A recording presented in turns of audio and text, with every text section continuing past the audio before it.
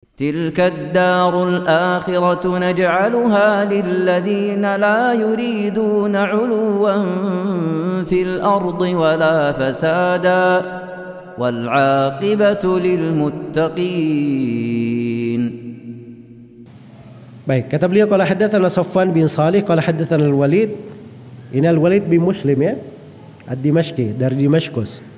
Kata beliau ra'aitul Auza'iyya wa Said ibn Abdul Aziz wa ibn Jabir wa Laits bin Sa'ad wa Bakar bin Mudhar. Ini ulama-ulama ya yang beliau sebut, ada 5 orang. Al-Auza'i ini imamnya yang paling besarnya. Said bin Abdul Aziz, Ibnu Jabir. Ibnu Jabir Abdurrahman bin Yazid bin Jabir ya. Ya. Kemudian Al-Laits bin Sa'ad, Bakar bin Mudhar. 5 orang dia lihat.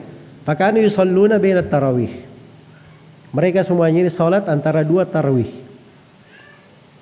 Antara tarawih. Jadi dulu itu kalau mereka sholat, khususnya di 10 hari terakhir, kan mereka ingin menghidupkan seluruh malam. Setiap rakaat ada jedanya istirahat. Ya kadang imamnya dia beri jeda supaya orang bisa istirahat ya. Ada waktu. Waktunya ini kan kadang kosong ya, panjang. Apakah boleh dia menunggu daripada saya menunggu? Ya saya sholat lagi. Nah, di sini dikatakan 5 imam ini mereka sholat antara jeda-jeda ini. Itu menunjukkan dibolehkannya. Ya memang dibolehkan karena memang asalnya tidak ada larangannya di dalam hal itu. Dan asalnya memang sholat malam itu boleh lebih dari 11 rakaat.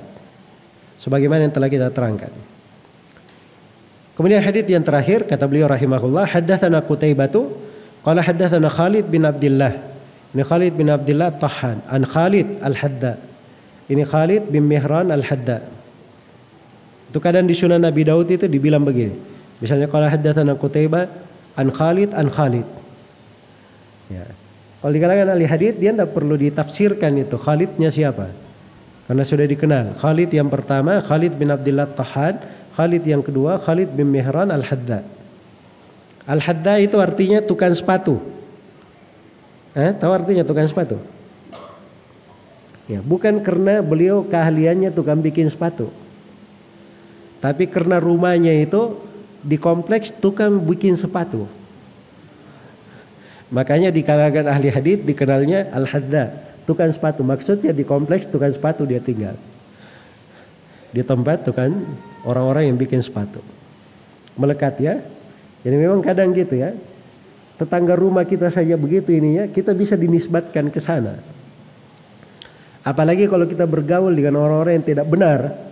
Ya bisa-bisa kita dinisbatkan kepada orang yang tidak benar juga. Jelas ya?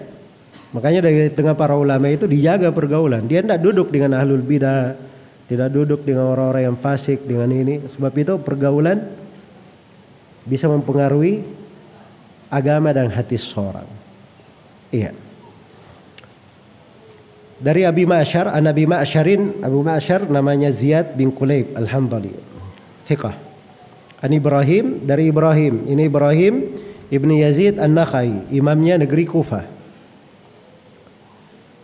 Annahu kana la yara ba'san ay yaquma ar-rajulu baina tarwihataini. Beliau memandang tidak apa-apa seorang itu melakukan sholat lagi antara 2 rakaat tarawih. 2 rakaat kan begitu itu. Tarwihat. Antara 2 ini di sini boleh sholat, nggak apa-apa. Menurut Ibrahim An-Nakhai. Fa idza qama al-imam dakhala ma'akum fi shalah min ghairi ayyarka. Ya. Kalau misalnya imam itu sudah berdiri, maka dia masuk bersama mereka. Langsung masuk bersama imam. Tanpa dia harus ruku. Maksudnya kalau dia sedang sholat, tiba-tiba imamnya sudah mulai, nggak ada masalah. Langsung saja ikut. Tidak perlu dia ruku dulu, dia selesaikan sholatnya baru dia ikut imam. Tidak perlu. Langsung dia ikut tidak apa-apa. Kenapa? Sebab sholatnya sama. Sholat malam juga. Jelas ya? Ini kalau memang rakaatnya sama.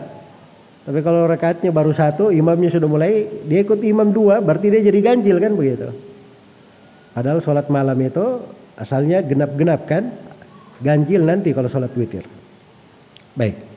Akhiru makana indal khiraki min kitabis siyam lil Firyabi majlis imla min hadits Firyabi wabil isnad. Ini akhir ya dari buku ini. dari rawinya Al-Khiraqi. Ya wallahu taala alam.